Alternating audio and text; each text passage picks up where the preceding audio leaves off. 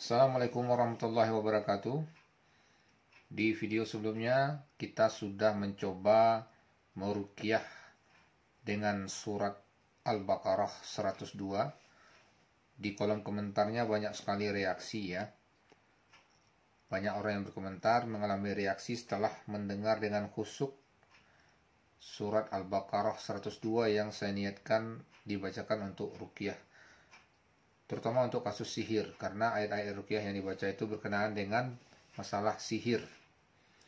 Kemudian di video selanjutnya kita juga mencoba meruqyah dengan surat Al-A'raf ayat 117 dan sampai 122. Di komentarnya juga rame, banyak yang mengalami reaksi secara spontan yang tidak bisa dibuat-buat. Anda bisa lihat sendiri di kolom komentarnya, ini link videonya yang surat Al-Baqarah, ruqyah surat Al-Baqarah 102. Ini linknya di atas, coba diklik. Anda lihat komentar-komentarnya apa yang mereka alami ketika mendengar ruqyah Al-Baqarah 102 ini dengan khusyuk, dan juga ruqyah surat Al-A'raf 117 sampai 122. Ini linknya, coba diklik. Anda coba cek komentar-komentarnya. Anda juga merasa bisa nanti dites sendiri ya, didengarkan dengan khusyuk dan konsentrasi. Apa yang Anda rasakan silahkan di komen. Berkenaan dengan bagaimana ciri-ciri seseorang terkena sihir, terkena guna-guna, santet, atau gangguan jin lainnya, itu kita sudah bahas secara detail dan panjang lebar di dalam 2 episode video ya, part 1 dan part 2, tentang ciri-ciri gangguan jin, ciri-ciri sihir.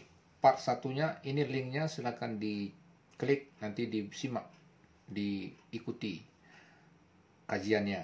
Yang kedua, ciri-ciri sihir, ciri-ciri santet, ciri-ciri gangguan jin, yang bagian kedua ini lebih dalam lagi kita bahas. Ini linknya ya, nanti Anda bisa simak dengan tenang jika ada waktu luang, sehingga Anda betul-betul bisa mendapat manfaat dari ulasan yang saya berikan itu, dari kajian yang kita berikan itu.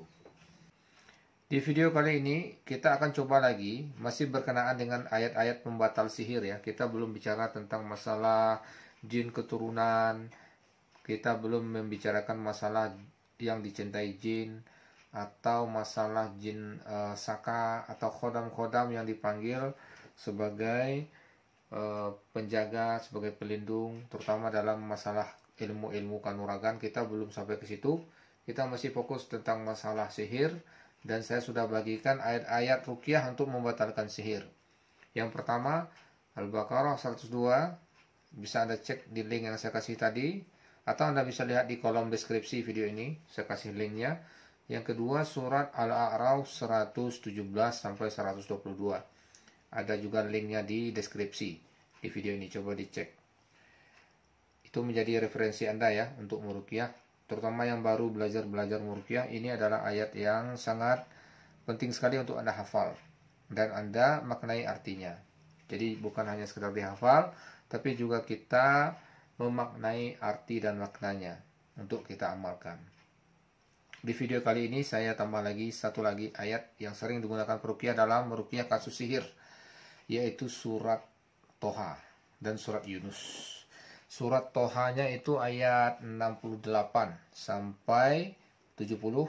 Surat Yunusnya ayat 79 sampai 82. Sekali lagi tolong catat. Surat Toha ayat 68 sampai 70. Surat Yunus ayat 79 sampai 82. Nanti saya akan coba bacakan ya. Seperti yang kemarin saya akan bacakan, Anda mendengarkan dengan fokus, hilangkan kesombongan, hilangkan keangkuhan, dengarkan dengan fokus, ikhlas dan pasrah. Jika memang ada jin yang tipikalnya itu kiriman, sihir, insya Allah itu akan spontan reaksinya. Anda akan merasakan mual atau sakit kepala, gelisah, muntah, takut, bergetar, merinding, menangis, merasa sedih tiba-tiba, emosi. Banyak lagi sensasi yang lain, seperti ada yang bergerak sendiri, anggota badannya bergerak sendiri, ada yang berjalan-jalan di dalam badan, atau dia merasakan gejala emosi yang seperti menangis atau marah ya, atau merasa sedih. Ini indikasi bahwasanya ada jin di dalam tubuh Anda dan perlu diruqyah secara intensif.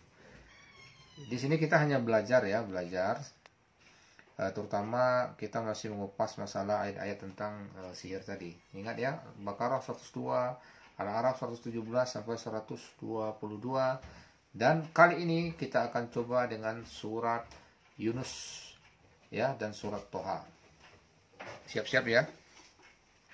Jadi surat Toha 68 sampai 70 dan surat Yunus 79 82 ini juga bercerita tentang masalah sihir. Sehingga apabila diniatkan untuk ruqyah dibacakan kepada pasien kita, itu akan dampaknya akan sangat luar biasa. Dia akan merasakan reaksi seperti yang sebutkan tadi.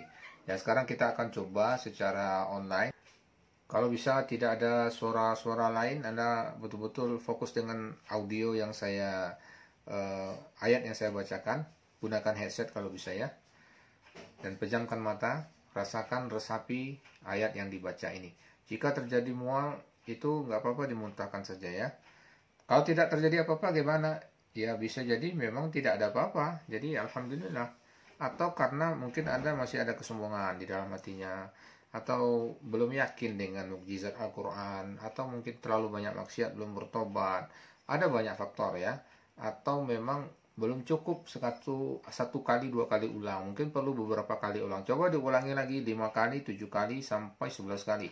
Kalau memang tidak ada apa-apanya, Anda coba introspeksi diri. Mungkin ada penghalang ruqyah, mungkin ada jimat yang belum dihancurkan, belum bertobat, mungkin ada melakukan kesyirikan, pernah ke dukun, pernah belajar ilmu kanuragan tapi belum taubat. Itu menjadi penghalang sehingga Al-Quran itu tidak berdampak pada kolbunya. Jika hati Anda bersih dan ada indikasi energi negatif dalam tubuh Anda, insya Allah itu akan terasa ya, akan terasa reaksinya. Walaupun tiap orang berbeda-beda, ada yang reaksinya ekstrim, keras, ada yang tidak terlalu ekstrim ya, hanya mungkin merasa merinding atau pusing gitu ya. Baik, sudah siap ya? Saya akan bacakan, sedangkan bersiap, pakai headset, pejamkan mata. Saya akan ulangi beberapa kali saja. Lalu apa yang Anda rasakan silahkan komen di kolom komentar. Dan berpasrah diri kepada Allah SWT. Sesungguhnya Allah lah yang menyembuhkan. Da syifa illa syifauka. Kita akan mulai. Konsentrasi, fokus mendengarkan ayat ini. Pejamkan mata Anda, gunakan headset kalau ada. Kita mulai. Bismillahirrahmanirrahim. Dengan nama Allah, aku meruqyahmu. أعوذ بالله من الشيطان الرجيم وقال فرعون ائتوني بكل ساحر عليم فلما جاء السحرة قال لهم موسى ألقوا ما أنتم ملقون فلما ألقوا قال موسى ما جئتم به السحر إن الله سيبطله إن الله سيبطله إن الله سيبطله إن الله لا يصلح عمل المفسدين ويحق الله الحق بكلماته ولو كره المجرمون وقال فرعون ائتوني بكل ساحر عليم فلما جاء السحرة قال لهم موسى ألقوا ما أنتم ملقون فلما ألقوا قال موسى ما جئتم به السحر إن الله سيبطله إن الله لا يصلح عمل المفسدين ويحق الله الحق بكلماته ولو كره المجرمون أعوذ بالله من الشيطان الرجيم قلنا لا تخف إنك أنت الأعلى وألق ما في يمينك تلقف ما صنعوا إنما صنعوا كيد ساهر ولا يفلح الساهر حيث أتى فألقي السحرة سجدا قالوا آمنا برب هارون وموسى قلنا لا تخف إنك أنت الأعلى وألق ما في يمينك تلقف ما صنعوا إنما صنعوا كيد ساهر ولا يفلح الساهر حيث أتى فألقي السحرة سجدا قالوا آمنا برب هارون وموسى. Baik saudara, tadi saya sudah bacakan surat Yunus ayat 79 sampai 82 dan surat Toha ayat 68 sampai 70. Beberapa kali pengulangan. Jika Anda merasakan reaksi yang saya sebutkan sebelumnya tadi, itu hanya baru 1 kali, 2 kali pengulangan ya.